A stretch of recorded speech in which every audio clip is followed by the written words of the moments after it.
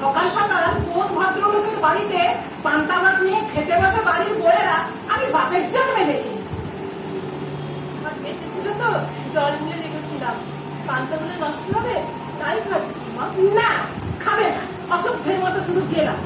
আমাদের বাড়িতে কখনো দেখেছো যে আমাদের বাড়ির কেউ সকালবেলা ভাত বা পান্তা ভাত নিয়ে খেতে বসে?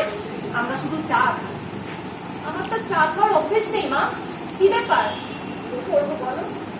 মেয়ে মানুষের এত খাই খাই কেন?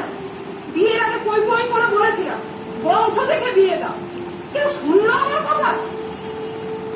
মা, চাল বারণ তো, বাবা বাজারে গেছে, তোমার বড় ছেলেও বাড়িতে নেই, এখন কাকে দিয়ে চাল আনাবো বলো তো? শেষ তো হবে, যে চাল এক সপ্তাহ যাওয়ার কথা সেটা 4 দিনেই শেষ।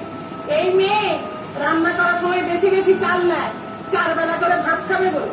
প্রথম প্রথম কিছু বলতাম না, শেষে আর থাকতে পারলাম না। মানুষ দেখেও তো শেখে। শঙ্কর, শঙ্কর, যা চাল নিয়ে আয়, চাল শেষ হয়ে গেছে। তোর বউয়ের তো 4 বেলা করে ভাত না খেলে হয় না, বাড়িতে রান্না করার জন্য চাল একদম নেই। তুমি আমাদের বাড়িতে 4 বেলা করে ভাত খাও?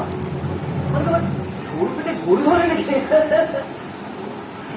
আমি বাপের বাড়িতে 4 বেলাই ভাত খেতাম, এখানে 4 বেলা ভাত খাই না, 3 বেলা খাই। আমার ভুল হয়ে গেছে, আমি আর কখনো খাবো না। শোনো, আমার বাড়ির নিয়ম হলো নিজের সেবাটা আগে না করে ঠাকুরের সেবা আগে করতে হবে। আর সেটা করে এ বাড়ির বউয়েরা, এতদিন করতে বড় বউ, এবার থেকে তুমি করবে। আর কি করতে হবে না করতে হবে বড় বৌমা তুমি একে বুঝিয়ে দেবে।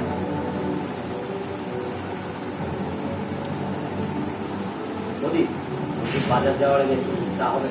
হ্যাঁ, দিচ্ছি, খাও।